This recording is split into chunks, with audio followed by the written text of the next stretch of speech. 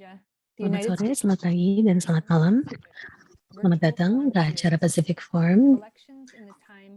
Ini salah satu dari sekian dari seri Pacific Forum yang diadakan oleh US Embassy Jakarta dengan CSIS Indonesia. Dalam sesi ini, International Foundation untuk Electrical Systems juga terlibat. Ini salah satu dari 9 di antara seri ini yang menanggapi berbagai isu terkait dengan keamanan, COVID-19, perdagangan bilateral dan regional, serta demokrasi dan masyarakat sipil. Ini melibatkan ahli dari Indonesia dan juga internasional untuk melihat bagaimana dengan hubungan antara Indonesia dan Amerika Serikat dalam keadaan normal yang baru. Saya Crystal Pryor dan saya Direktur dari Non-Proliferation Technology dan Fellowships di Pacific Forum. Tolong ingat bahwa sesi ini menyediakan fitur penjurubahasaan simultan. Silakan mengakses bahasa Inggris maupun bahasa Indonesia melalui ikon bola dunia di bawah layar Anda. Ada sesi lain pada bulan ini yang membahas melampaui misinformasi menanggapi infodemik COVID-19. Kita melihat bagaimana dengan fenomena QAnon yang menunjukkan bahwa masyarakat lebih mempercayai informasi jika informasi tersebut berasal dari orang terpercaya. Kita melihat bahwa pendekatan berbasis masyarakat dibutuhkan untuk menanggapinya. Kita selalu berusaha berinteraksi secara ramah dalam inisiatif ini. Kita juga sangat membutuhkan peningkatan literasi digital dan juga kisah yang positif tentang vaksinasi virus COVID. Kami menunjukkan tautan kepada pertemuan sebelumnya di chat. Anda bisa melihat sesi-sesi sebelumnya di chat sekarang. Kami sudah menunjukkan video dari 2 sesi pertama di kanal YouTube kami dan kemudian akan menampilkan yang ketiga juga mengenai QAnon. Hari ini kita akan melihat pemilu pada masa COVID-19. Pada tahun 2020 kami melihat bahwa Indonesia menyelenggarakan pemilu dengan ratusan panitia dan ratusan ribuan pemungut suara. Kita melihat bahwa yang penting adalah keamanan dan harus ditetapkan protokol kesehatan yang sangat ketat untuk dapat mengakomodasi semua pemegang kepentingan dan juga pemantau pemilu agar kita dapat melihat transisi administrasi baru. Kita akan melihat pembelajaran baru selama pemilu ini yang diadakan selama pandemi COVID-19 dan juga melihat protokol dan ketentuan-ketentuan yang penting untuk diterapkan dalam krisis kesehatan ke depan. Tolong ingat bahwa semua yang dikatakan pada hari ini akan terekam dan nanti rekamannya akan disediakan pada situs kami di masa depan. Kami juga menyiarkan ini ke kanal YouTube CSIS. Kami ingin mengingatkan kepada semua pembicara kami bahwa sebaiknya Anda berbicara secara pelan dan jelas agar memudahkan pekerjaan juru bahasa kami. Sekarang saya akan memberikan kesempatan kepada pihak kedutaan Amerika Serikat di Jakarta. Selamat pagi semua mitra dan peserta di seluruh wilayah ini. Sebelum saya mulai, saya ingin berterima kasih kepada Pacific Forum, CSIS, dan IFS karena sudah mengadakan acara ini dan juga memberikan kesempatan kepada saya untuk memberikan sambutan pembukaan ini. Saya di bagian politik di Kedutaan Amerika Serikat di Jakarta. Pertama, saya ingin menyatakan bahwa administrasi Presiden Biden berkomitmen bekerja sama dengan semua mitra kami atau sekutu kami untuk lebih bersejahtera dan juga lebih adil dalam dunia ini. Indonesia dan Amerika Serikat sudah lama berteman dengan hubungan bilateral yang sangat kuat selama berdekade, dan ini terus menguat di bawah administrasi Presiden Biden. Indonesia dan Amerika Serikat memiliki banyak kesamaan. Kami merupakan demokrasi terbesar di dunia dengan populasi yang cukup mirip dan juga keberagaman dalam masyarakat kita. Dan cara kita menyelenggarakan demokrasi juga cukup mirip. Prinsip yang mendasari negara-negara kami sangat mirip. E pluribus unum, moto negara kami sangat mirip dengan Bhinneka Tunggal Ika di Indonesia, yaitu kebersamaan dalam keberagaman. Indonesia juga memimpin demokrasi di wilayah ini, dan Forum Demokrasi di Bali beberapa tahun kemarin merupakan salah satu contoh dari hal tersebut. Dan prinsip-prinsip mendasar ini juga berarti kami menghadapi tantangan yang mirip juga dalam mewujudkan demokrasi ini. Oleh karena itu, persahabatan antara Amerika Serikat dan Indonesia adalah suatu komitmen yang ingin kami teruskan. Dalam negara yang demokratis, tentunya pemilu merupakan suatu hak dasar masyarakat untuk mengekspresikan pilihan mereka. Dan ini juga memastikan bahwa setiap pemilih dapat menyuarakan opini mereka mengenai politik negara ini. Dan pemilu yang bebas dan adil juga membutuhkan sumber daya manusia yang luar biasa karena dibutuhkan banyak pemantauan dan juga pekerjaan di akar rumput. Ini juga sulit dilakukan dalam keadaan ini di mana kita harus menjaga jarak antara satu sama lain. Para ahli menyatakan bahwa penting untuk mempersiapkan diri untuk pandemi yang lebih lama lagi karena kita melihat ada berbagai gelombang pandemi virus corona. Kita tidak bisa terlalu menunda-nunda pemilu. Namun, kesehatan masyarakat dan juga protokol kesehatan tidak juga dapat ditiadakan. Kita menantikan praktik-praktik terbaik mengenai bagaimana kita dapat menyelenggarakan pemilu di tengah krisis kesehatan. Dan sekarang banyak ahli yang hadir di sini dengan kami semua. Yang pertama kita melihat ada Ibu Evida Ginting dari Republik Indonesia dan juga Frank Siregar dari Bawaslu. Terima kasih sudah hadir di sini untuk berbagi gagasan Anda. Dan terima kasih kepada Bapak Darnaf, Direktur dari Program Development and Innovation Center di International Foundation for Electoral Systems atau IFES. Philips Vermont dari CSIS Indonesia karena sudah memimpin diskusi panel pagi ini. Saya berharap bahwa ini akan memberikan wawasan bukan hanya mengenai pemilu yang sudah berlangsung, tapi juga praktik terbaik yang dapat digunakan pada pemilu di masa depan. Silakan banyak bertanya. Terima kasih dan selamat datang ke acara ini. Semoga diskusi ini berlangsung dengan baik. Terima kasih Bapak De Guzman. Sekarang tolong Bapak Philips de Vermonte untuk menyambut Anda di acara ini. Terima kasih Ibu Crystal. Selamat datang ke webinar ini pagi ini atau malam ini, tergantung Anda berada di mana.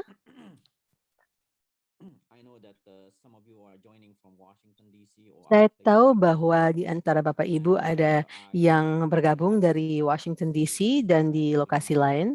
Saya ingin menyatakan bahwa CSIS Indonesia sangat bangga dapat berkesempatan untuk bekerja sama dengan Pacific Forum dan juga Kedutaan Amerika Serikat di Jakarta dalam membahas pemilu di masa COVID-19.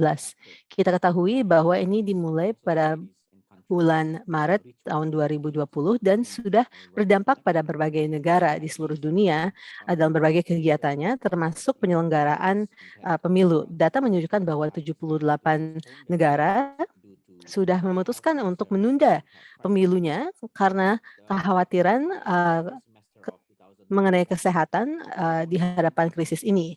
Tapi pada tahun ini lebih dari 100 negara, 55 yang sebelumnya menunda pemilu, kini menyelenggarakan pemilunya. Ada beberapa yang berani menghadapi ini, termasuk Amerika Serikat dan Indonesia. Dan kita akan berbagi pengalaman tersebut hari ini. Indonesia awalnya ingin menyelenggarakan pemilu pada tahun 2020 pada bulan September. Dan ini sempat tertunda 3 bulan karena kita memastikan bahwa prokes sangat ketat untuk semua pemilih. Saya berterima kasih kepada semua panelis yang ada di sini untuk berbagi pikiran hari ini dari Indonesia maupun Amerika Serikat. Saya merasa bahwa ini sangat bermanfaat bagi kami karena Anda berasal dari akademia, dari pembuat kebijakan, dan seterusnya. Banyak sekali yang hadir pada acara hari ini dan saya menantikan presentasi Anda semua. Terima kasih. Silakan Ibu Kristal. Bagi yang baru bergabung pada pagi ini, saya adalah MC untuk acara ini. Saya Crystal Pryor dari Pacific Forum. Sekarang kami ingin meluncurkan pertanyaan polling. Silakan menjawab ini. Ketentuan apa saja yang dapat memastikan kesuksesan penyelenggaraan pemilu di kehidupan normal yang baru? Pemilihannya adalah peningkatan penyelenggaraan vaksinasi, pemungutan suara secara elektronik, pemungutan suara melalui surat, mematuhi protokol kesehatan yang ketat, yaitu APD, menjaga jarak, dan tempat yang berventilasi baik, atau memperpanjang masa pemungutan suara. Saat kita menunggu masuknya suara yang Anda masukkan di sini, kita akan membahas sedikit mengenai presentasi hari ini yang akan termasuk tanya jawab dari peserta. Dan kemudian peserta dapat menyalakan mic-nya untuk bertanya dan juga memberikan masukan. Dan Anda juga dapat melakukan hal yang sama dalam kotak Q&A. Selama sesi ini, kamera Anda akan dinonaktifkan. Ada juga survei yang dapat diisi pada akhir acara ini. Kini kita akan melihat hasil dari polling. Jawaban utama adalah mematuhi protokol kesehatan yang ketat, yaitu 38%, dan kemudian pemungutan suara secara elektronik. Pilihan lain lebih rendah, tapi sepertinya kita semua, sebagian besar di antara kita merasa bahwa mematuhi protokol kesehatan sangat penting. Saya akan menutup polling, dan kemudian kita akan berlanjut ke sesi hari ini. Tolong ingat bahwa semua panelis berbicara bukan atas nama Amerika Serikat maupun Indonesia atau dalam pemerintah, tapi dalam kapasitas mereka masing-masing. Silakan kepada Bapak Direktur. Thank you, Crystal. Hi again. Menjadi moderator sesi ini dan juga sesi tanya jawab. Terima kasih. Saya memilih lebih banyak vaksinasi ya. Saya ingin transparan saja. Selama 30 menit ke depan, kita akan melihat 3 paparan dan kemudian akan ada tanya jawab dan diskusi. Saya ingin mengingatkan kepada semua pembicara bahwa mohon pastikan bahwa Anda hanya presentasi selama 10 menit untuk memastikan bahwa waktu tanya jawab dan diskusi akan cukup. Tolong ingat bahwa Anda sebaiknya berbicara dengan jelas dan pelan agar dapat didengar juru bahasa untuk penjuru bahasaan bagi peserta lain. Nanti Anda dapat mengakses penjuru bahasaan dengan mengklik ikon bola dunia di bawah dan memilih bahasa yang Anda inginkan. Silakan juga memasukkan pertanyaan Anda di kotak Q&A. Jadi Anda tidak harus menunggu sampai akhir presentasi untuk bertanya. Akan ada 3 pembicara. Yang pertama, Bapak Stefan Danov, seperti yang dikatakan sebelumnya, beliau adalah Direktur Program Development and Innovation Center dari International Foundation for Electoral System atau IFES. Yang kedua adalah Ibu Evi Novina Ginting, yang merupakan komisioner dari KPU Indonesia. Dan yang ketiga adalah Dr. Fitz Siregar, komisioner Bawaslu Indonesia. To introduce Dr. Stefan Danov. He has 30 years of experience as scholar and practitioners in the field of democratization and electoral processes. Saya memperkenalkan Dr. Christopher Danov. Beliau dari IFES. Beliau berspesialisasi dalam reformasi pemilu dan masyarakat pasca konflik. Dan beliau telah mempublikasikan banyak buku, artikel, dan tulisan-tulisan dalam jurnal-jurnal akademik di seluruh dunia. Beliau sekarang menganalisis bagaimana pandemi COVID-19 berdampak pada kemampuan-kemampuan penyelenggara pemilu untuk menyelaksanakan pemilu dalam periode COVID. Dan dalam hal ini, IFES mengembangkan solusi-solusi yang mitigasi dan mengelola risiko untuk memungkinkan para pengambil keputusan untuk membuat keputusan-keputusan yang baik agar mereka bisa melaksanakan pemilu di dalam situasi yang sulit. Dr. Danov, silakan, Anda punya 10 menit. Terima kasih banyak. Saya akan membagikan layarnya untuk presentasinya. Terima kasih banyak atas undangannya. Adalah sangat terhormat sekali bisa hadir bersama Anda hari ini, dan saya menanti-nantikan diskusi yang menyenangkan dan berpengetahuan. Hari ini saya akan berbicara tentang dalam naiknya praktik terbaik. Saya rasa kita tidak bisa berkata bahwa kita sudah ada praktik terbaik internasional, tetapi ini akan berdasarkan dari seri COVID-19 yang dikembangkan oleh IFES, tetapi juga pengalaman-pengalaman yang banyak ditemukan dengan bekerja dengan penyelenggara pemilu di negara-negara dalam merencanakan dan melaksanakan pemilu selama pandemi COVID-19. Jadi ada beberapa hal yang bisa kita ambil, bisa kita petik dari COVID-19 dan kepemimpinan dari penyelenggara pemilu. Pertama-tama adalah pentingnya untuk melaksanakan penilaian risiko kesehatan masyarakat, terutama dengan COVID-19 sebelum melaksanakan pemilu Anda. Dan berdasarkan dari penilaian risiko ini, maka Anda perlu mengembangkan sebuah rencana mitigasi. Tiap negara itu unik, entah bagaimana pendaftaran pemilihnya, bagaimana melaksanakan pemilunya, atau bahkan fungsi-fungsi kunci yang terjadi dan hasilnya. Jadi kita tidak bisa membuat cetakan untuk satu negara lalu langsung diterapkan ke negara lainnya. Ini unik sekali masing-masing. Dan setelah kita memiliki rencana mitigasi ini, penting sekali agar rencananya diintegrasikan dengan rencana operasional penyelenggara pemilu. Jadi kalender pemilu yang baru terutama, tapi juga mengidentifikasi sumber daya baru yang dibutuhkan agar bisa mengelola pandemi ini. Ketika Anda melihat penilaian risiko kesehatannya yang sebenarnya adalah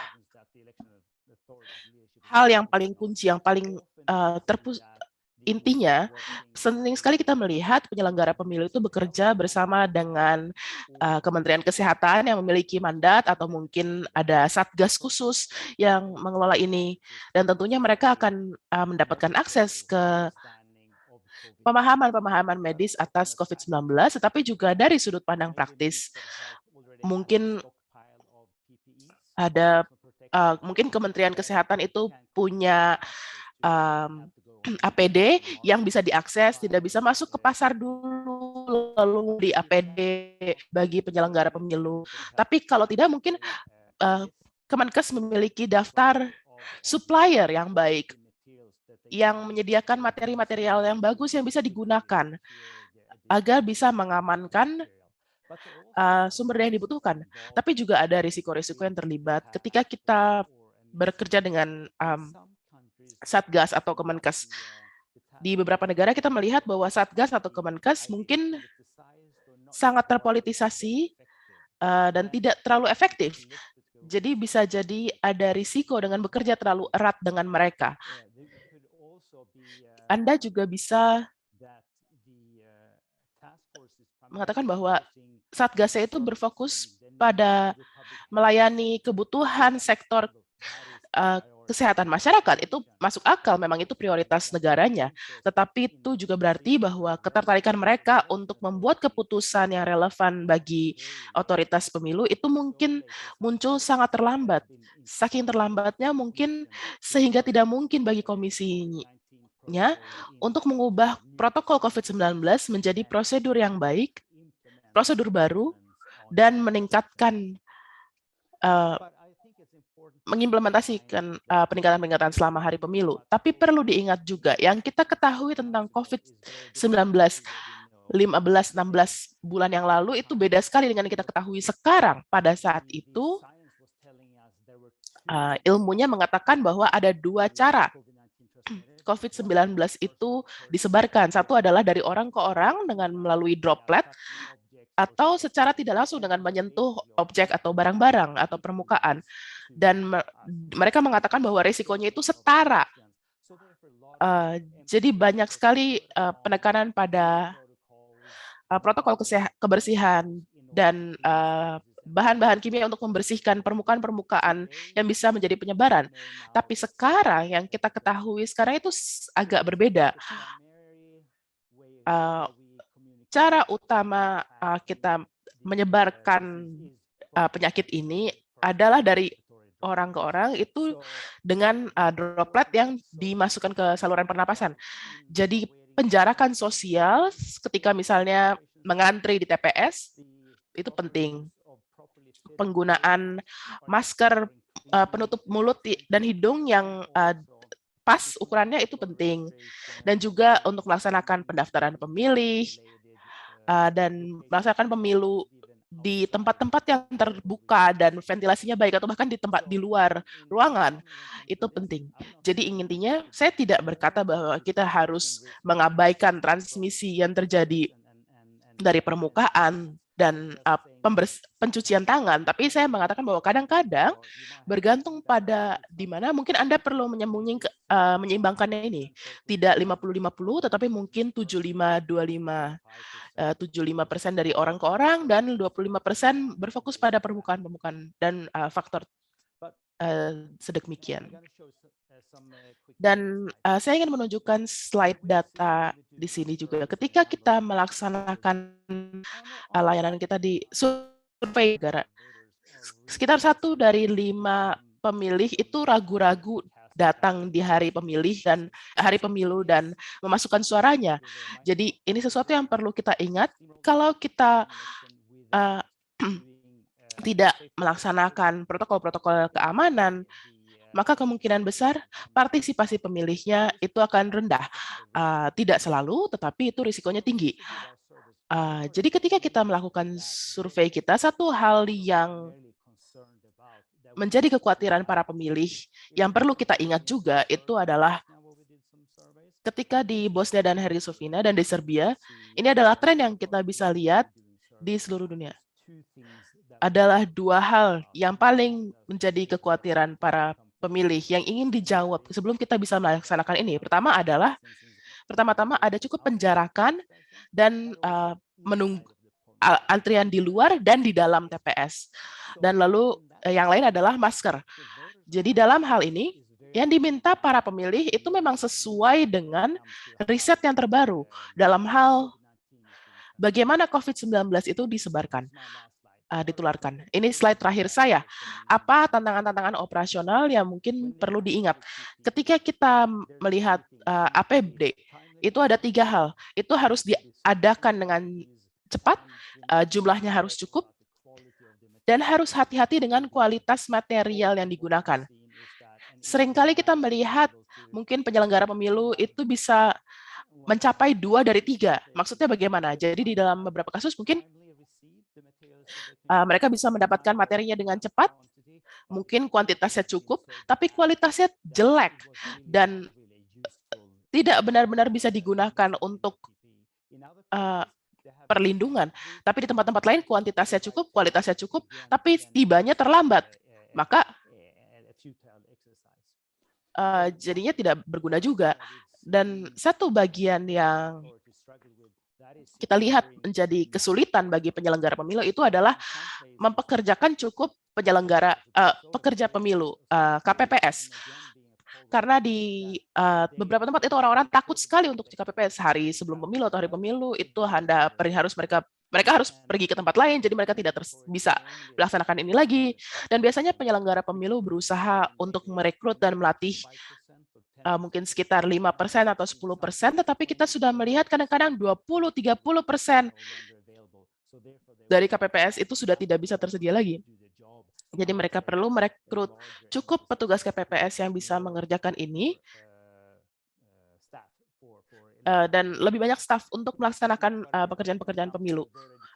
Selain itu juga untuk kampanye pendidikan pemilih dan mengikut sertakan pesan-pesan terkait dengan COVID-19 dan bagaimana menavigasi ini. Tetapi yang kita sudah lihat dan kita sering lupa, itu adalah menarget KPPS ya. Jadi di dalam pesannya itu penting untuk mengirim pesan ini di dalam kepada Komisi Pemilu dan KPPS. Kita mengingat kesehatan Anda, kami akan berusaha merawat dan melatih Anda bagaimana untuk mengurangi risiko-risiko tertular COVID, sehingga KPPS tidak akan terlalu takut untuk datang di hari H. Rekomendasi terakhir itu adalah yang kita sudah lihat di beberapa tempat itu mengurangi risiko dengan memulai dengan pemilihan lewat pos atau pemilihan lewat internet. Sayangnya di beberapa tempat itu tidak akan bisa dilakukan atas alasan-alasan hukum atau waktu atau kekurangan sumber daya. Jadi solusi praktisnya adalah memiliki lebih pemilih lokasi-lokasi yang lebih luas sebagai lokasi pemilihan. Ini adalah salah satu cara praktis yang bisa digunakan. Ya, terima kasih banyak karena sudah mendengarkan saya, dan saya menanti-nantikan diskusi yang berbuah ini. Terima kasih banyak Dr. Danov atas presentasinya yang sangat informatif, dan terima kasih sudah menjaga waktunya. Berikutnya kita akan mendengar dari Ibu Evinovida Ginting, yang sudah menjadi Komisioner KPU Republik Indonesia sejak 2017. Beliau sekarang mengerjakan divisi teknis, dan beliau sebelumnya adalah dosen di USU Medan, dan beliau memiliki S2 dari pembangunan dari universitas yang sama, dan memiliki pengalaman yang lama sebagai komisioner, sebelumnya sebagai komisioner di Kota Medan di Sumatera Utara, Indonesia, dari 2003 sampai 2008, dan kemudian menjadi ketua dari KPU di kota itu dari 2008 sampai 2013, dan menjadi komisioner tingkat provinsi di KPU juga. Beliau juga adalah anggota dari DKPP di Sumatera Utara dari 2014 sampai 2016. Ibu Evinovida Ginting, silakan. Sorry, before I forgot, she will present in Bahasa Indonesia. So if you want to hear the simultaneous translation, please click the globe. Ibu Evi Ginting akan berbicara dalam bahasa Indonesia. Maka jika Anda memerlukan penjuru bahasaan sampai untuk bahasa Inggris, silakan klik ikon bola dunia dan kemudian akan bisa dimatikan kembali.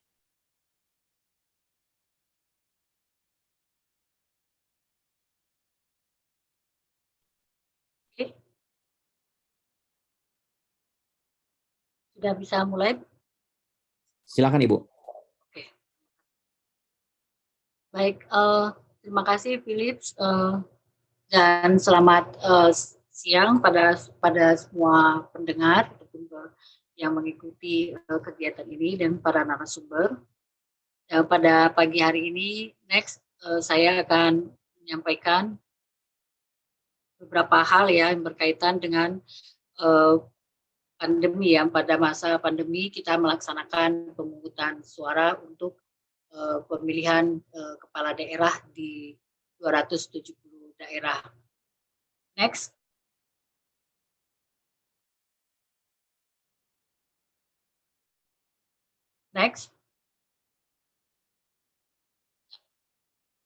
Nah, ada pun yang akan saya sampaikan di dalam paparan ini tentang terkait dengan penundaan yang terjadi pada masa pandemi ya di dalam kegiatan pemilihan kepala daerah tersebut dan bagaimana kita melakukan koordinasi dengan lembaga-lembaga negara lainnya yang berkaitan dengan persiapan untuk pelaksanaan pemilihan kepala daerah di masa pandemi. Dan juga bagaimana kemudian isu-isu penting di saat kita akan menyelenggarakan pemilihan di masa pandemi COVID-19 tersebut. Dan beberapa hal yang kemudian menjadi kebijakan kita untuk mengatasi hal-hal yang kemudian agar tidak terjadi interaksi secara langsung untuk menghindari penyebaran terpaparnya COVID-19 kepada seluruh masyarakat pemilih yang ada di Indonesia.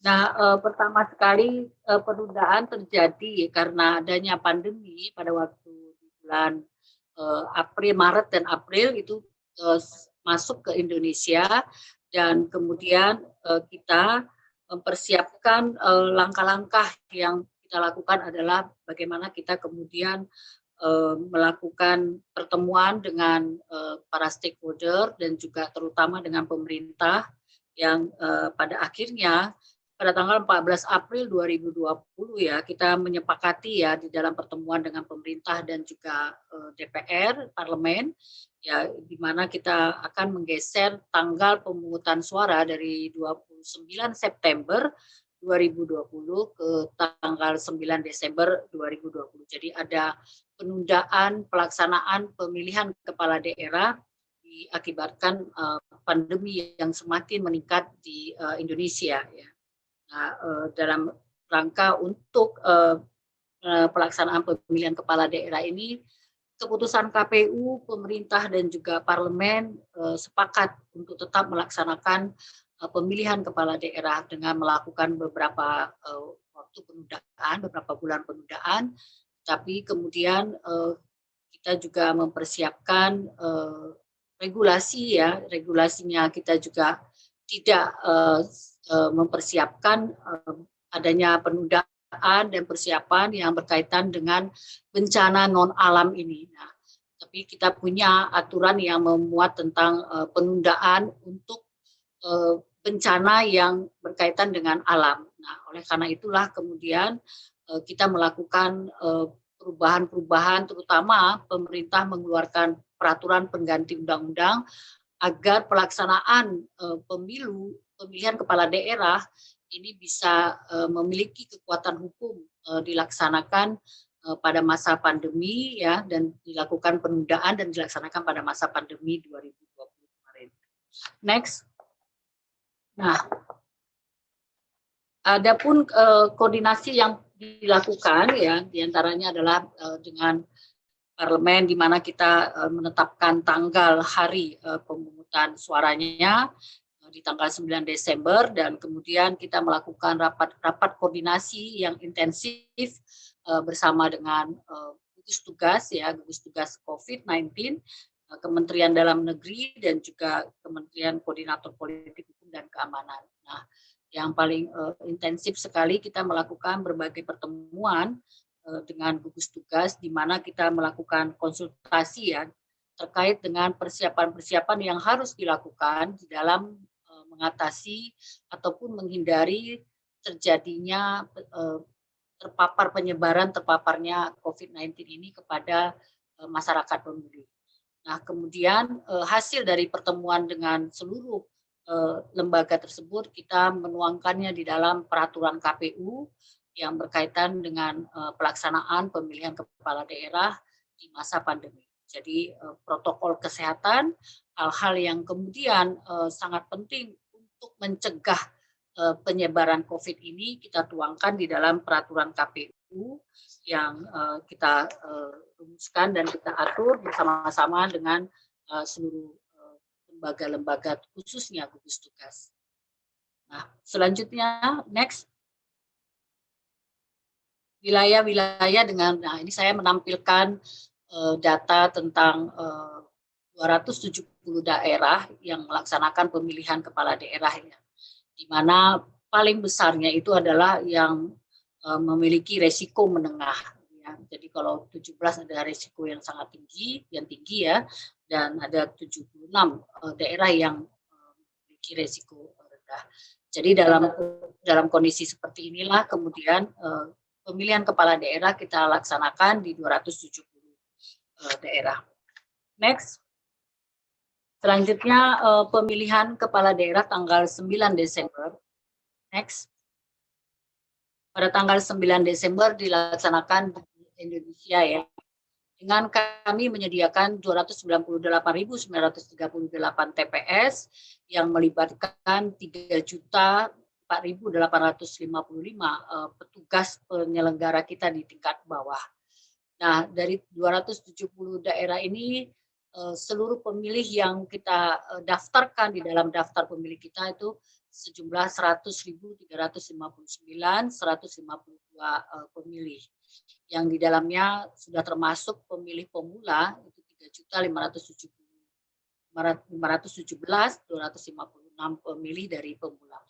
Nah, seluruhan ini kita laksanakan di tanggal 9 Desember dengan tentu saja pelaksanaannya yang dimana kita merekrut petugas kita ini sudah dilakukan langkah-langkah untuk mencegah penyebaran COVID, di mana kita melakukan tes rapid antigen ya untuk keseluruhan rapid pada keseluruhan dari penyelenggara badan ad hoc kita. Nah ini kemudian memang kita temukan di beberapa daerah terdapat penyelenggara juga yang tidak bisa melakukan tugasnya dan kemudian harus diganti karena ternyata reaktif dan positif. Gitu ya.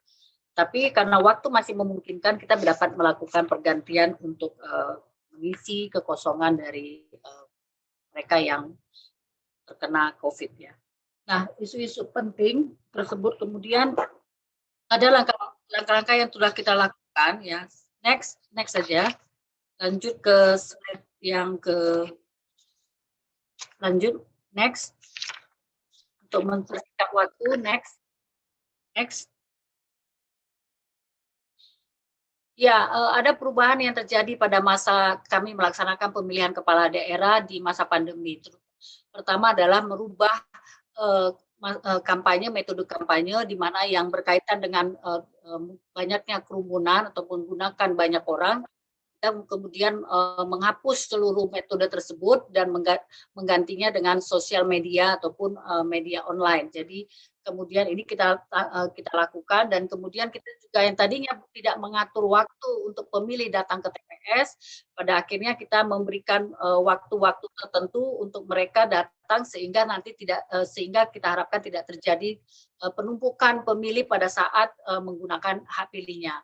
Dan kemudian kita melakukan membuat protokol kesehatan di mana kita menyediakan tempat mencuci tangan, kemudian kita mengatur jarak pemilih dan menyediakan termogan yang di setiap TPS dan kemudian kita juga menyediakan sarung tangan dan mempersiapkan bilik khusus di mana apabila ditemukan pemilih yang lebih dari 37,3 suhu tubuhnya itu akan ditempatkan di dalam bilik khusus untuk melakukan pemungutan suara. Next.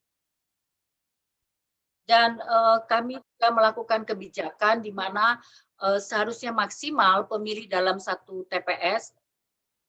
Next. Di dalam satu TPS itu berjumlah 800 orang, tetapi kemudian kita mengurangi menjadi maksimal 500 pemilih. Kemudian kita mempersiapkan seluruh kelengkapan APD, alat perlengkapan kesehatan, yaitu seperti masker, sarung tangan, penyemprotan di TPS. Itu semua kita lakukan, bagaimana kita bisa memastikan seluruh pemilih yang datang sehat, kemudian ketika dia sudah memberikan suara, dia juga harus tetap sehat. Nah, oleh karena itu di TPS juga kita sediakan di pintu keluar, pintu masuk dan pintu keluar itu adalah alat pencuci tangan dan juga kemudian di dalam TPS mereka terus menggunakan sarung tangan. Nah, perubahan yang berikutnya yang kita lakukan adalah tadinya kita melakukan memberikan tanda dengan mencelupkan jari ke dalam tinta. Pada saat ini kita sudah berubahnya dengan melakukan penetesan tinta ya. kepada jari yang dimiliki oleh pemilih ketika dia sudah memberikan suara. Nah, seluruh kelengkapan ini kita berikan untuk memberikan kenyamanan, keamanan kepada para pemilih yang datang ke TPS. Demikian karena waktu sudah tidak mencukupi. Terakhir saya ingin menyampaikan bahwa pada saat pemilihan kepala daerah kita menggunakan sistem informasi rekapitulasi yang kita gunakan dalam rangka untuk mengurangi penggunaan kertas ataupun kemudian dalam rangka untuk publikasi dan transparansi serta akuntabilitas sehingga proses penghitungan suara di TPS sudah bisa diakses oleh publik dalam waktu yang cepat.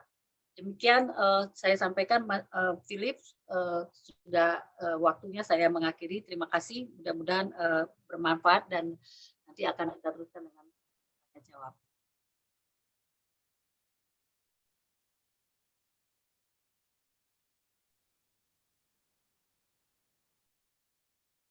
Pak Philips masih mute.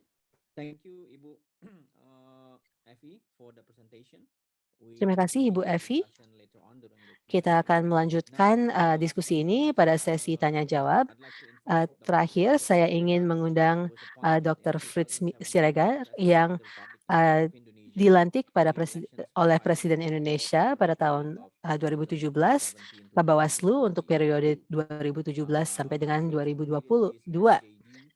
Bapak Fritz menyelesaikan SJD-nya pada bulan Juli 2016 pada University of New South Wales di Australia dan berpengalaman melakukan penelitian mengenai perilaku yudisial dan juga yudisial di Mahkamah Agung Indonesia. Silakan Bapak Fritz.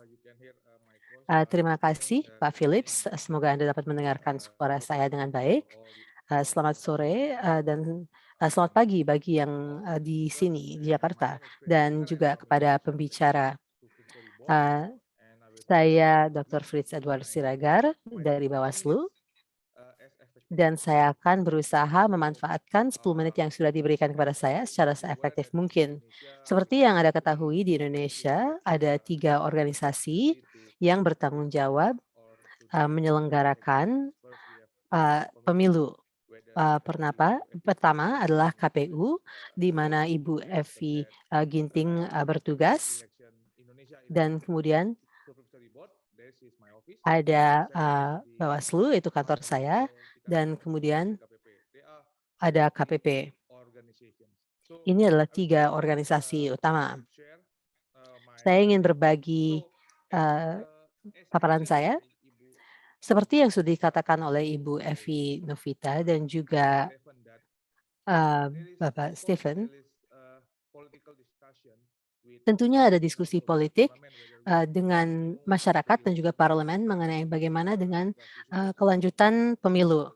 Karena seharusnya ini dilaksanakan pada bulan September 2020, namun kami tunda menjadi 9 Desember 2020. Banyak yang mengatakan bahwa ini harus ditunda sampai dengan tahun 2021, bahkan 2022. Tapi pilihannya cukup jelas dan kita harus melibatkan banyak pemangku kepentingan agar kita dapat memutuskan mengenai masalah ini, apakah kita akan menyelenggarakan pemilu atau tidak. Tentunya pada akhirnya kita menyetujui tanggal 9 Desember, namun dengan beberapa penyesuaian.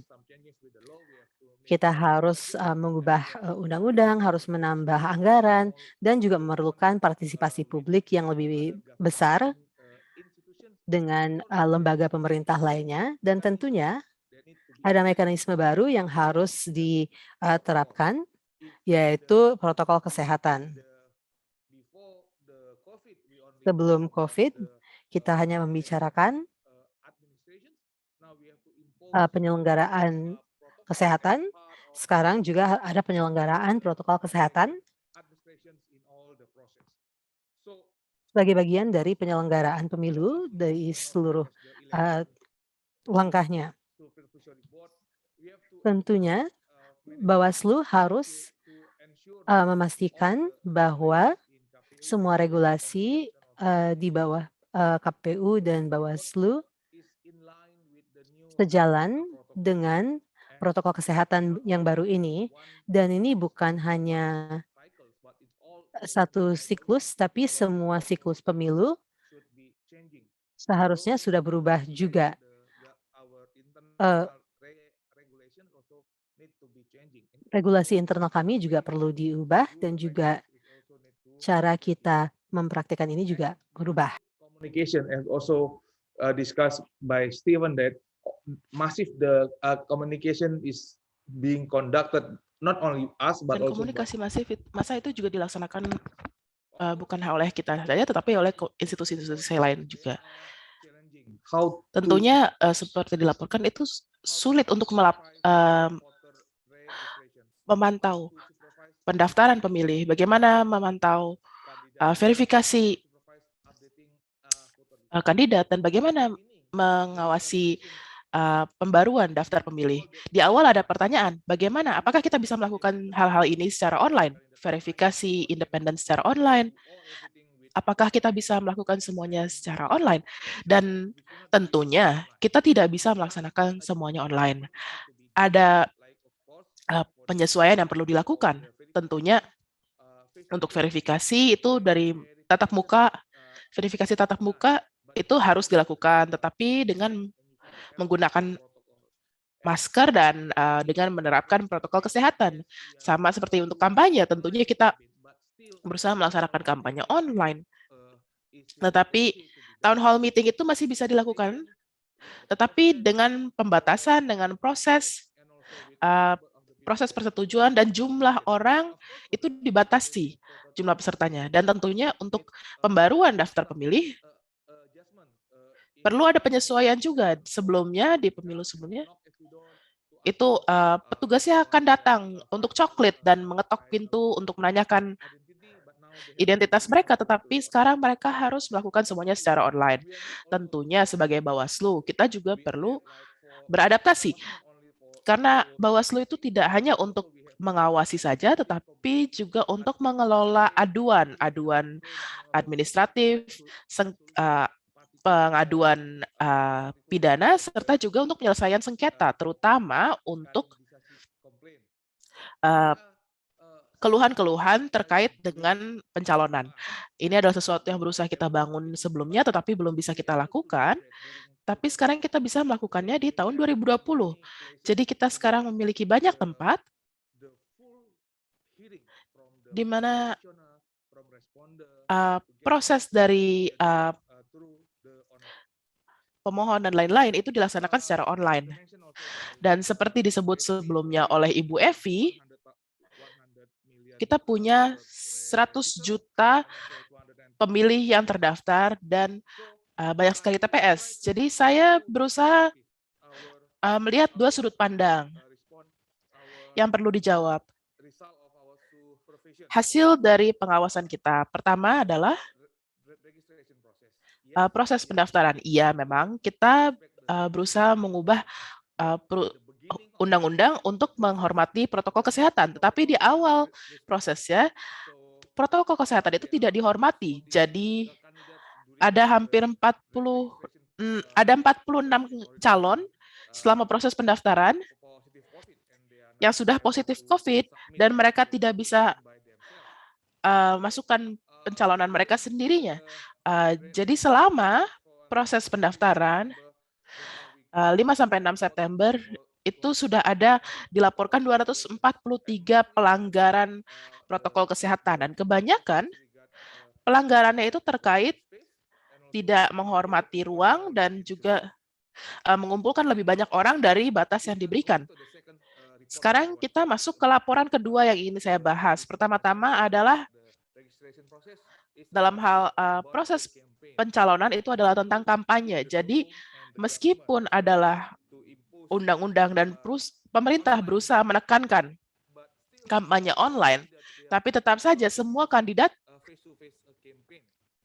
lebih memilih untuk melakukan kampanye tatap muka. Tentunya karena tatap muka itu ada hampir 2.500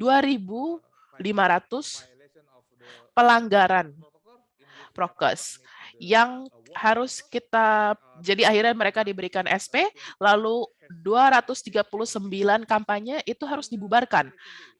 Di hari pemilu, seperti juga disebutkan oleh Ibu Evi, kami menekankan protokol kesehatan yang ketat. Dan selama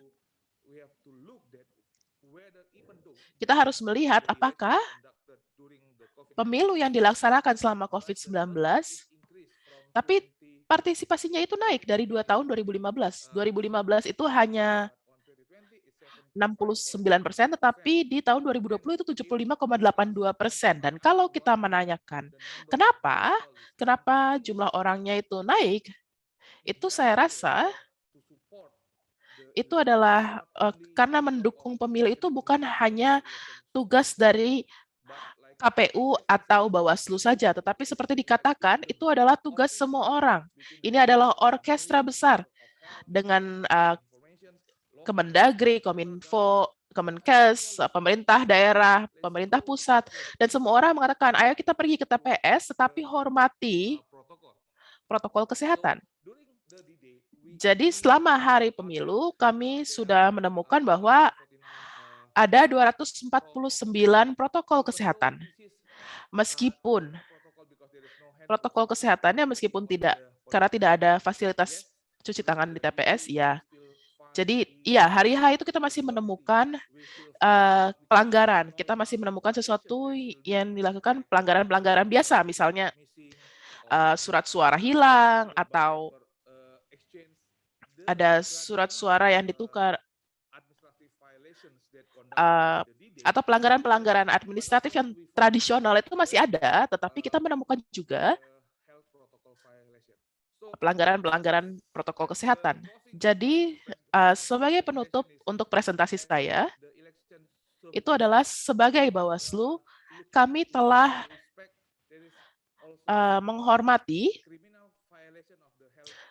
pelanggaran pidana untuk protokol kesehatan juga, dan bagaimana kita meminta orang untuk menghormati protokol kesehatan, dan juga ada peraturan-peraturan yang sudah diatur di dalam hukum pidana, dan tentunya ada kemungkinan untuk pelanggaran pidana juga. Jadi ini presentasi saya, dan mungkin kita bisa diskusikan lebih lanjut. Selamat tanya jawab. Terima kasih banyak, Pak Philip. Terima kasih banyak, Pak Fritz, atas presentasinya yang sangat menarik dan penampilan datanya. Jadi sekarang kita sudah masuk sesi tanya jawab. Kita punya sekitar 25 menit sampai 30 menit, dan lalu untuk Bapak Ibu sekalian yang bergabung dengan webinar, Anda bisa memasukkan pertanyaannya melalui kotak tanya jawab atau konyak chat. Saya belum lihat di sini, tapi saya punya beberapa pertanyaan dulu sebelum seiring dengan kita menunggu peserta webinar untuk memberikan pertanyaannya sendiri. Jadi saya rasa pertanyaan pertama untuk Dr. Danov, membandingkan apa yang sudah Anda presentasikan dan juga apa yang dipresentasikan oleh Dr. Fritz, apakah Anda bisa memberitahukan kepada kita apa upaya-upaya untuk menangani pelanggaran? Kalau Anda melihat bagaimana pemerintah, Anda melihat Serbia, Bosnia, dan Georgia yang melaksanakan pemilu ini selama pandemi, apakah mereka punya hukuman atau sanksi atau undang-undang yang diterapkan supaya mereka bisa menegakkan hukum jika ada pelanggaran protokol kesehatan? Itu mungkin menjadi perbandingan yang menarik dibandingkan dengan yang sudah disebutkan tadi oleh Dr. Fritz.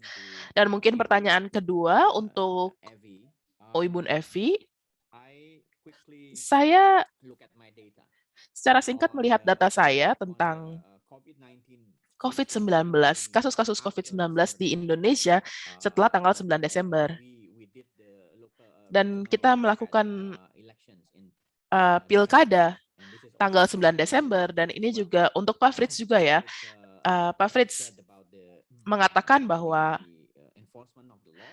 penegakan hukum, membahas penegakan hukum, tapi dalam hal kasus-kasus baru, saya rasa setelah tanggal 9 Desember, pada tanggal 9 Desember kita punya sekitar 5.200 kasus baru di Indonesia, tetapi 2 minggu berikutnya, beberapa hari setelahnya, dan 2 minggu setelahnya, kasus barunya itu melonjak menjadi 3 kali lipat di beberapa lokasi. Jadi yang saya katakan itu adalah apa evaluasi dari protokol yang ketat yang kita sudah miliki pada saat itu, yang tidak bekerja dengan cukup baik untuk mencegah kasus-kasus baru. Jadi pertanyaannya adalah pertimbangan, jadi apakah penundaan atau kemungkinan penundaan lebih lanjut dalam pemilu di Indonesia. Kasus baru itu selalu atau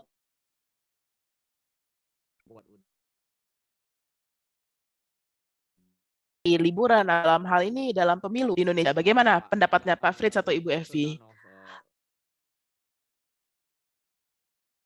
Anda ingin menjawab pertanyaan? Ya, terima kasih banyak atas pertanyaannya. Ini pertanyaan yang sangat baik.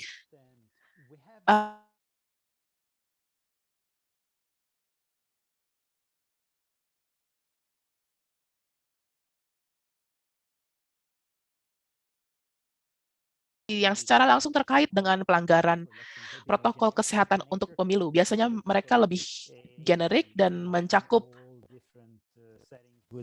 setting-setting yang lebih berbagai, misalnya di restoran atau hotel atau di kantor-kantor. Jadi belum ada undang-undang yang dirancang secara khusus hanya untuk pemilu saja, untuk pelanggaran pemilu. Tapi yang kita sudah lihat di beberapa tempat itu adalah mungkin kita sudah melihat sanksi yang cukup wajar yang bisa menjadi ada efek jerahnya, tetapi sering masalahnya itu adalah kekurangan penegakan. Jadi orang itu belajar dengan cepat selama periode kampanye bahwa ya mungkin mereka bisa melakukan seenaknya saja.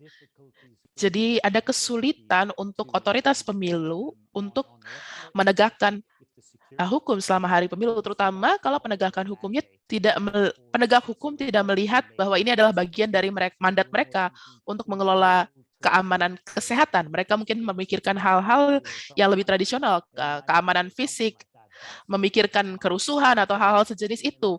Jadi mungkin di banyak tempat itu ada celah siapa otoritas yang menegakkan hukum ini. Dan kalau boleh, saya ingin masuk ke pertanyaan Anda dalam hal peningkatan kasus, karena kita melihat ini di banyak tempat juga, tapi kita sudah melihat kesulitan untuk menentukan kasus yang melonjak apakah karena hari pemilu atau apakah karena periode kampanye yang intensif hanya beberapa hari sebelumnya juga. Karena seringkali ada kerancuan, banyak orang-orang yang terlibat dalam kampanye, entah bagi partai politik atau sejenisnya, itu adalah orang-orang yang juga terlibat di hari pemilu. Jadi sulit untuk menentukan di mana terjadinya penyebaran ini. Jadi itu observasi saya saja. Terima kasih. Ya, terima kasih, Dr. Danov.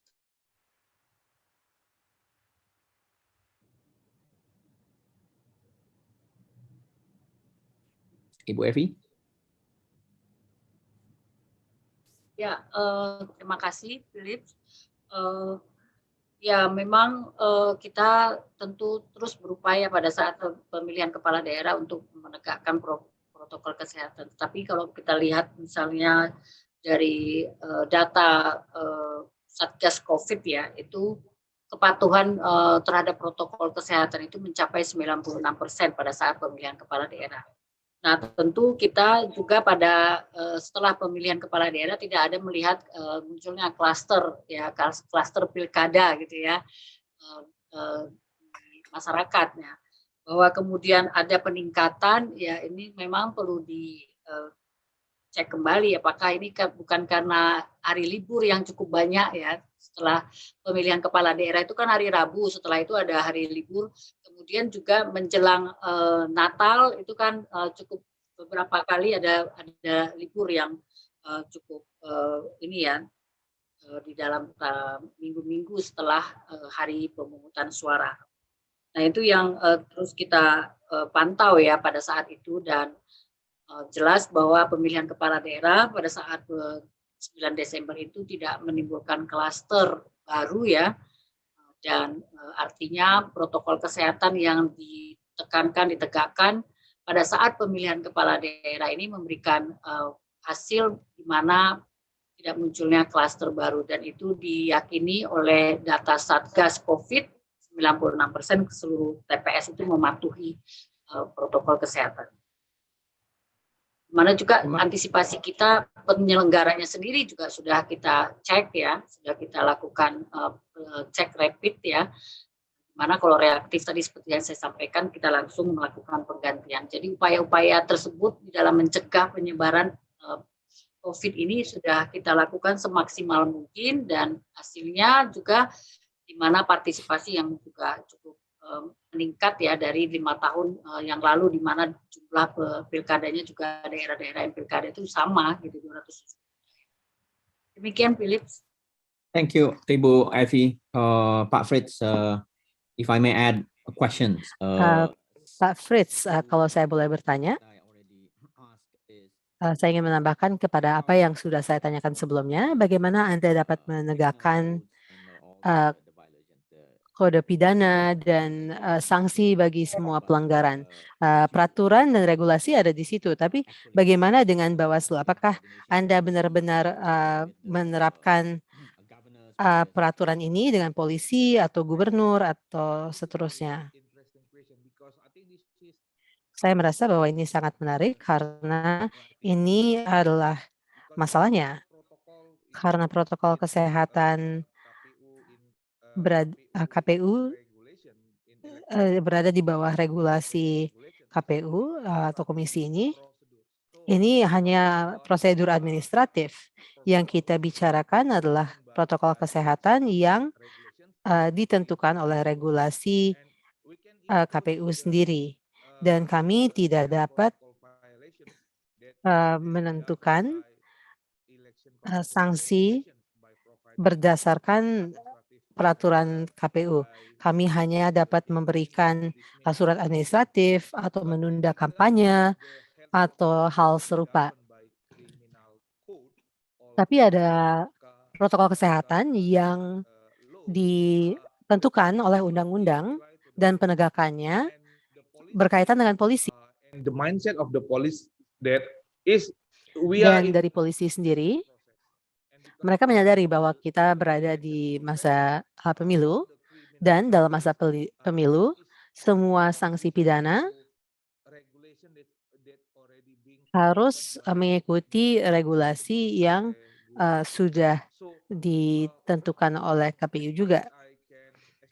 Sejauh yang saya pahami, semua protokol kesehatan seperti pembatasan perkumpulan, di mana orang harus jaga jarak dan harus membatasi jumlah orang, ini ditentukan oleh KPU. Jadi untuk pelanggaran ini tidak merupakan pelanggaran pidana.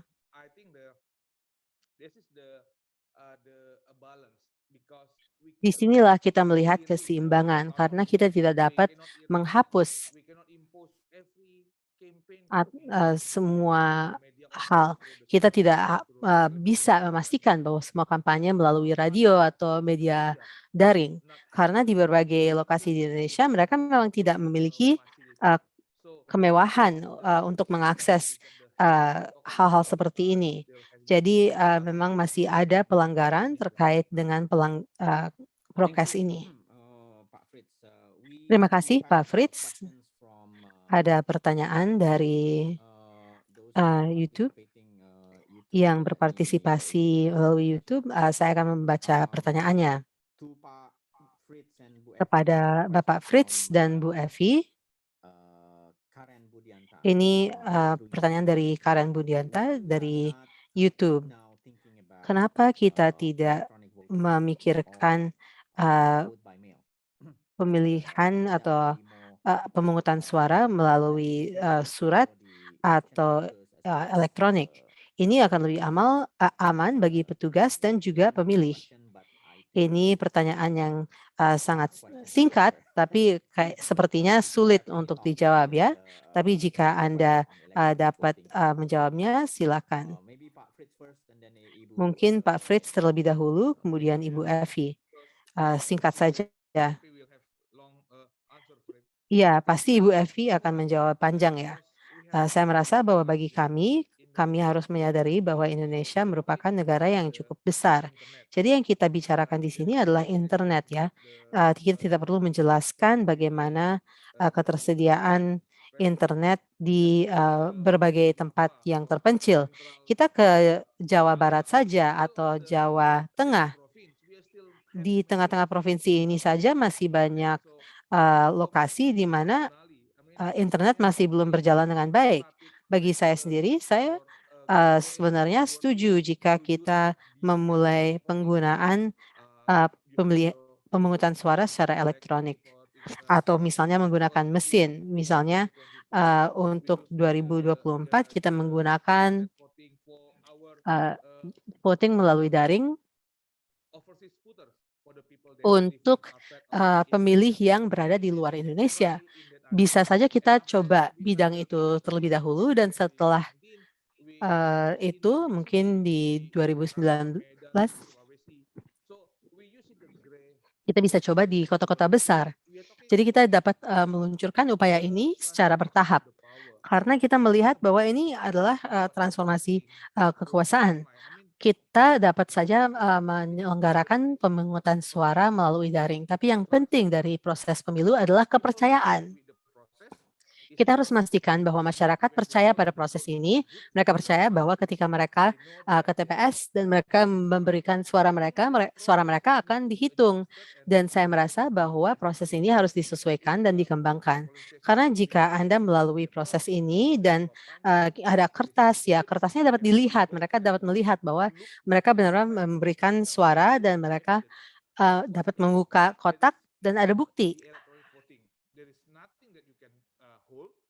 Tapi untuk pemilu secara daring atau elektronik, terutama di kondisi Indonesia, di mana pasti ada sengketa pemilihan suara, saya merasa bahwa akan sangat sulit untuk mendapatkan kepercayaan masyarakat dengan sistem seperti ini.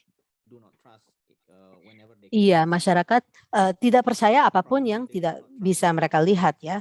Mungkin mereka juga tidak percaya bahwa ada virus corona. Oleh karena itu mereka melanjutkan kampanye kali ya. Maaf, saya hanya bergurau sedikit. Ibu Evi? Ya, terima kasih Philip. Ya, tadi sebenarnya sudah dijawab sama Pak Fritz cukup tepat gitu ya. Tapi begini, kita tidak menutup kemungkinan bisa menggunakan e-voting di masa yang akan datang ataupun pos sendiri sudah kita gunakan untuk pemilu di luar negeri ya. Jadi kalau di luar negeri kita sudah menggunakan pos. Apakah kemudian ini bisa diterapkan di Indonesia? Nah, secara keseluruhan untuk pemilu maupun pemilihan kepala daerah, ini tentu masih panjang perjalanannya karena Indonesia telah membuat satu kajian dan menyimpulkan bahwa pemungutan suara yang diberikan secara langsung dan kemudian penghitungan suara diberikan disaksikan oleh semua pemilih, bisa disaksikan langsung. Ini sebagai bentuk transparansi ya, diberikan kesempatan kepada semua pihak untuk bisa menyaksikannya dan mengikutinya secara langsung. Walaupun memang pada masa pandemi ini kita perlu memikirkan cara-cara ataupun langkah-langkah untuk mencegah terjadinya penyebaran COVID-19 ini. Nah, oleh karena itu sebenarnya yang kemarin kita laksanakan di pemilihan kepala daerah, kita menawarkan dengan penggunaan elektronik rekap, gitu ya, rekapitulasi, rekap kami mengatakannya sistem informasi rekapitulasi, yang tujuannya juga untuk mempercepat proses penghitungan suara dan juga mengurangi kontak di antara para penyelenggara pemilu dengan saksi maupun panwas di satu tempat. Nah, ini kemudian kalau proses penghitungan suara ini bisa selesai cepat, kemudian rekapitulasinya yang bertingkat berjenjang kemudian juga bisa dilakukan dengan singkat dengan menggunakan sistem informasi rekapitulasi di mana penghitungan suara kemudian kita foto, kita masukkan kirim ke dalam server KPU, kemudian ini bisa diakses oleh rekapitulasi di jenjang berikutnya. Nah, proses ini bisa membuat proses penghitungan suara dan rekapitulasi itu menjadi semakin cepat, dan ini kita harapkan pada waktu itu bisa mengurangi kontak interaksi di antara seluruh penyelenggara maupun saksi dan panwas, sehingga proses rekapitulasi ini bisa diakses oleh publik, transparansinya terjamin, dan tentu kami berharap kalau ketika proses pemungutan suara dengan langsung, masih sekarang ini menggunakan langsung tidak dengan e-voting, ada jaminan bahwa kerahasiaannya tetap terjaga. Nah, e-voting sendiri di belakang hari ini kita lihat sudah mulai makin ditinggalkan gitu ya oleh penggunanya sendiri gitu ya yang sudah menggunakan. Nah, ini juga karena tentu saja setiap penggunaan sistem informasi elektronik ini upaya-upaya untuk melakukan hack-nya yang mengganggu keamanan daripada data-data yang dikirim ini juga semakin kencang, semakin banyak gitu ya. Nah, termasuk juga ketika kita menggunakan Sirekap ini, ada upaya-upaya juga untuk melakukan. Tapi kita berkesimpulan bahwa Indonesia masih tetap menggunakan cara langsung ini, walaupun caranya untuk menghindari pandemi ini kita lakukan dengan protokol kesehatan yang ketat. Nah, ini yang harus kita, karena secara keseluruhan kita kan harus membiasakan dengan kehidupan normal, new normal ini ya. Jadi tentu masker yang sudah terbiasa kita gunakan, kemudian kita menggunakan alat tulis kita sendiri dan lain sebagainya, menggunakan sarung tangan. Ini new normal ini kemudian juga harus kita gunakan pada saat kita juga melakukan pemilu. Dan percobaan pertama pada pemilihan kepala daerah ini juga berhasil. Kemudian juga kita harapkan di tahun 2024 ya, walau saya tidak begitu yakin semuanya pandemi sudah selesai, tetapi saya berharap ini bisa diatasi dengan banyaknya juga kita sudah melakukan vaksin, dan ke depan di tahun 2024 kita akan lebih mengedepankan penggunaan sistem informasi dalam setiap tahapan pemilu. Terima kasih. Thank you, Ibu Evi and Fritz. Terima kasih Ibu Evi dan Bapak Fritz. Itu menjawab pertanyaan dari kanal YouTube kami dan juga kotak tanya jawab. Ada dua pertanyaan yang cukup serupa mengenai penggunaan e-voting atau sistem informasi lainnya dalam pemilu ini. Sekarang masih ada beberapa menit, karena belum ada pertanyaan lain, saya ingin bertanya kepada Bapak Tanov. Anda berasal dari lembaga global yaitu IFES, dan saya merasa bahwa Anda dapat memberikan pandangan secara gambaran besar mengenai pemilu to get re-elected.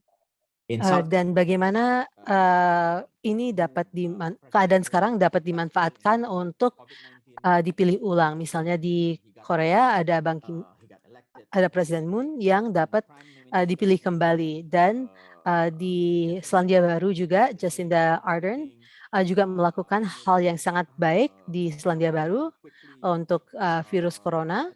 Beliau dapat melakukan pemulihan dari virus corona yang sangat baik, kemudian mengadakan atau menyelenggarakan pemilu dan terpilih kembali. Jadi apakah menurut Anda pemilu adalah tempat yang baik bagi pemerintah di seluruh dunia, di tingkat nasional maupun daerah, untuk menunjukkan bahwa ada pelayanan masyarakat di mana mereka menangani virus corona dengan baik sehingga mereka dapat dipilih lagi.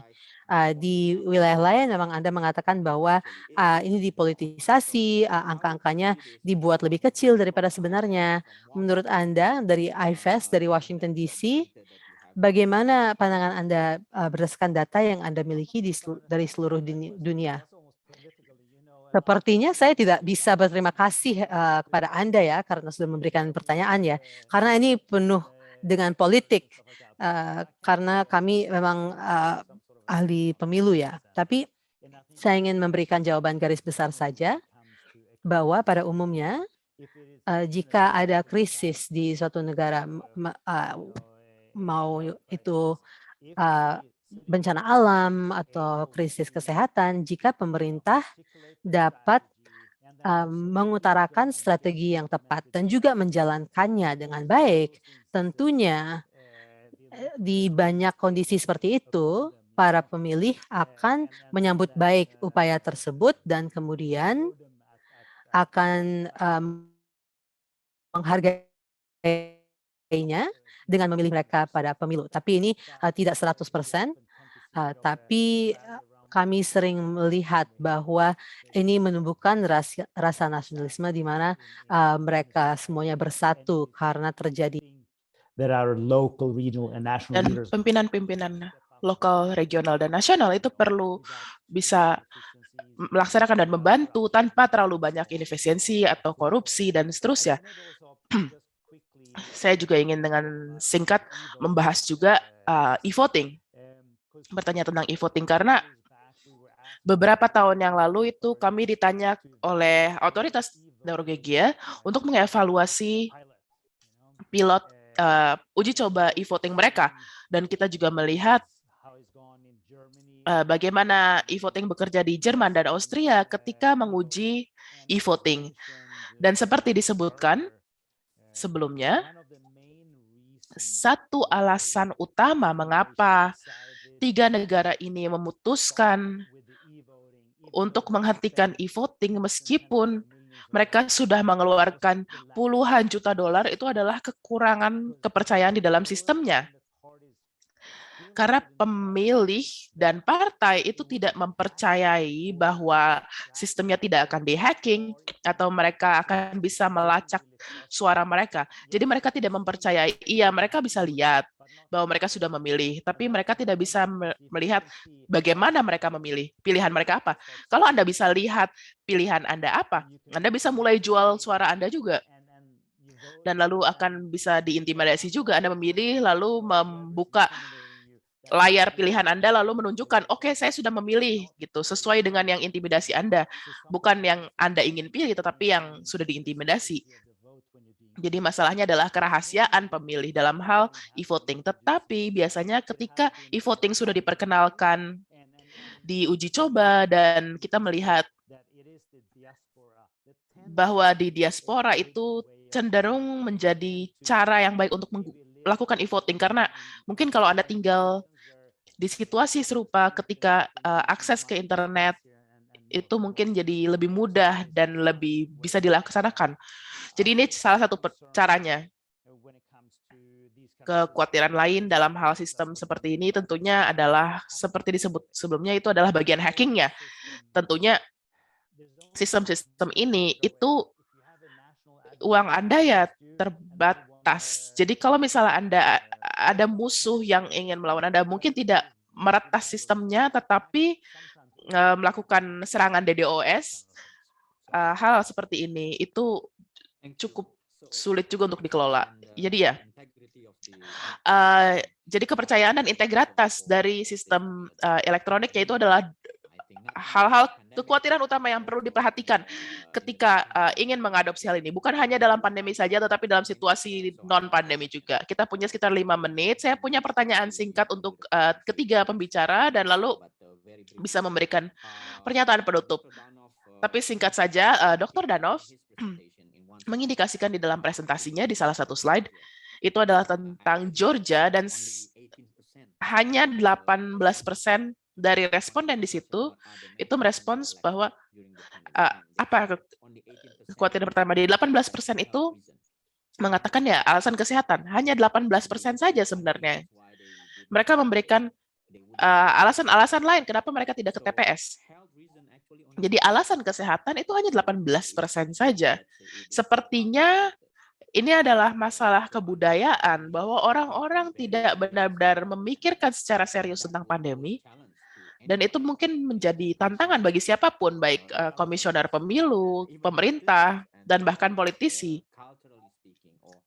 yang secara budaya atau paling tidak dalam pemikiran para pemilih itu sepertinya orang-orang tidak terlalu peduli tentang pergi ke TPS. Kalau mereka pergi ke TPS itu mungkin bukan masalah kesehatan, tetapi hal lainnya. Bagaimana pandangannya? Mungkin kita bisa mulai dengan Pak Fritz dan lalu Ibu Evi, lalu baru ke Dr. Danov. Pak Fritz, mungkin sekitar 2 menit. Ya, saya rasa ini sesuatu yang selalu saya pikirkan. Kenapa tingkat partisipasi di Indonesia itu justru lebih tinggi pada saat pandemi dibandingkan dengan bukan pada saat pandemi? Itu adalah karena pilkada, jadi lebih dekat ke masyarakat, karena jadi patriarki atau budaya lokal atau pimpinan daerah itu mereka punya mesin-mesin politik yang bekerja di berbagai area yang meminta orang untuk memilih, atau apakah karena ada diskusi apakah kita perlu pergi ke pilkada, apakah kita akan melaksanakan pilkada atau kita batalkan, dan seterusnya. Diskusi ini masuk ke media dan mungkin karena itu juga, atau mungkin karena kerja keras dari Komisi Pemilu dan semua petugas pemilu untuk memastikan bahwa Anda bisa ke TPS dan Anda akan aman. Karena saya rasa ini adalah cara kita memperkenalkan komunikasi dengan masyarakat. Karena sekali lagi ini diadakan oleh Stefan dan juga Philip. Orang harus mempercayai prosesnya. Dan bagaimana kita melaksanakan protokol kesehatan di TPS dengan masker dan sarung tangan plastik yang disediakan oleh KPU, meskipun Komisi Pemilu sudah menyediakan masker di TPS sebagai backup, tapi sebagai cadangan. Tapi yang kita perhatikan di TPS itu orang-orang kebanyakan datang dengan maskernya sendiri. Jadi mereka paham ketika pergi ke TPS, Anda tidak hanya bawa KTP, tapi juga Anda harus pakai masker. Mentalitas ini saya rasa sudah tersebar di seluruh Indonesia. Jadi, seperti disebutkan oleh Stefan tadi, itu adalah kejelasan prosesnya dan komunikasi dengan masyarakat, serta bagaimana kita bisa tegas dengan proses di TPS, sehingga orang-orang memahami bahwa tidak ada masalah kita pergi ke TPS. Dan saya rasa ini adalah kita melihat juga akuntabilitas bukan hanya untuk penyelenggara pemilu seperti KPU dan Bawaslu, tetapi juga pemerintah, lembaga-lembaga pemerintah, bahwa pemilu itu memang adalah pekerjaan kita yang perlu kita kerjakan bersama-sama. Baik, terima kasih Pak Fritz. Ibu Evi, 2 menit. 2 menit, Ibu. Ya, pertama tentu bagi kita KPU berhasil ya meyakinkan masyarakat TPS itu sehat gitu ya. Jadi Anda datang ke TPS dalam keadaan sehat, Anda akan keluar dari TPS juga sehat. Itu kita yakini dengan menegakkan prokes tadi. Dan kemudian tentu ada peran kandidat ya di dalam kampanye atau ya dalam pilihan-pilihan masyarakat yang mungkin pada waktu itu muncul banyak kandidat-kandidat yang juga populer gitu ya. Nah, kemudian ada isu tentang keamanan ya, tentang keamanan bahwa kesehatan ini pilkada ini akan mengancam kesehatan masyarakat gitu. Jadi isu-isu ini terus dijadikan sangat masif ya dibicarakan di publik gitu, sehingga kita makin membuat sosialisasinya terhadap pemilihan kepala daerah ini cukup masif diketahui oleh masyarakat. Jadi perdebatan apakah harus ada pilkada atau tidak pada masa pandemi ini muncul sangat masif sekali, dan setiap hari, setiap saat di media sosial juga terjadi perdebatan-perdebatan. Nah, ini kemudian mendorong orang ingin tahu, menurut saya semakin ingin tahu dan meyakini bahwa benar nggak aman KPU-nya gitu ya. Jadi pada saat menyediakan TPS. Dan yang terakhir mungkin karena selalu pemungutan suara ini, kan itulah kenapa tadi saya katakan bahwa kita masih memilih untuk secara langsung datang ke TPS menggunakan hak pilih, karena TPS itu ditempatkan di lingkungan tempat tinggal. Jadi sebenarnya setiap ada pemungutan suara itu seperti pesta gitu ya, seperti pesta dan tempat silaturahmi ya dari seluruh mereka yang bertetanggaan, tinggal berdekatan dengan TPS. Selama ini tidak pernah bertemu, pada hari pemungutan suara mereka datang beramai-ramai ke TPS dan saling bersama untuk menegur satu sama lain ya. Ini menjadi selalu satu momen kebahagiaan bagi masyarakat Indonesia kalau datang ke TPS gitu ya, berkumpul bersama. Nah, itulah kenapa kita masih tetap mempertahankan, salah satu alasan kita mempertahankan pemungutan suara secara langsung. Jadi tidak tentang persoalan pandemi ini tidak menjadi ketakutan yang cukup besar pada saat itu untuk datang ke TPS. Karena saya yakin tadi seperti Pak Fritz bilang sudah menggunakan masker dan juga mengikuti protokol kesehatan. Terima kasih, Philip. Oke, thank you. Yes, thank you, Ibu Evi. Dr. Danov. Ya, terima kasih Ibu Evi. Dr. Danov, 2 menit, silakan pertanyaannya sama. Secara singkat saja, saya rasa partisipasi itu bergantung pada tentunya pendidikan pemilih dan kepercayaan yang dimiliki oleh para masyarakat di dalam otoritas pemilih dan bagaimana mereka siap untuk mengamankan pemilunya, tetapi juga bertanya di mana masyarakatnya dalam epidemi COVID, apakah di awal gelombang, di tengah-tengah gelombang. Saya rasa ini juga adalah faktor yang kita sudah lihat di negara-negara lain, bagaimana dia berdampak dengan bisnis. Hanya 2 minggu lalu di Canberra ketika pemilu lokal, ketika KPU-nya itu memiliki rencana melaksanakan pemilu, tetapi dipaksa untuk membatalkan karena otoritas lokal menolak memberikan mereka TPS di lokasi sekolah, dan serikat-serikat guru itu menolak untuk bekerja sebagai KPPS. Jadi memang ada kekurangan kepercayaan dan ada pada saat itu ada KLB juga atas virus ya di situ, kasusnya naik. Jadi itu juga berdampak. Dan terakhir, karena Anda melihat pemilihan langsung, itu menurut saya masuk akal. Itu adalah pengalaman yang dilakukan di Amerika Serikat juga ketika kita mengekspansi pemilihan lewat pos dan melaksanakan itu dengan sukses. Dan saya rasa itu juga dengan cara kita mengeksplorasinya itu penting, tetapi juga memilih di awal selama periode yang lebih jauh. Jadi mereka bisa datang secara fisik, tetapi itu dalam periode waktu berminggu-minggu. Jadi antriannya tidak terlalu panjang dan komplikasinya tidak berbahaya. Jadi terima kasih banyak sudah mengundang saya ke diskusi ini. Ini sangat menarik sekali. Saya perlu belajar lebih banyak tentang sistem recap yang disebutkan, karena itu menarik sekali. Jadi saya akan belajar lebih lanjut juga dari diskusi hari ini. Terima kasih. Terima kasih, Dr. Danov. Saya rasa ini juga menandai akhir diskusi kita hari ini. Sangat baik sekali belajar banyak dari Anda, dan saya harap lebih banyak diskusi-diskusi di masa depan. Bagaimana kita memitigasi pertanyaan tentang COVID-19 dan pelaksanaan pemilu. Saya kembalikan layar saya ke Crystal. Silakan, Crystal.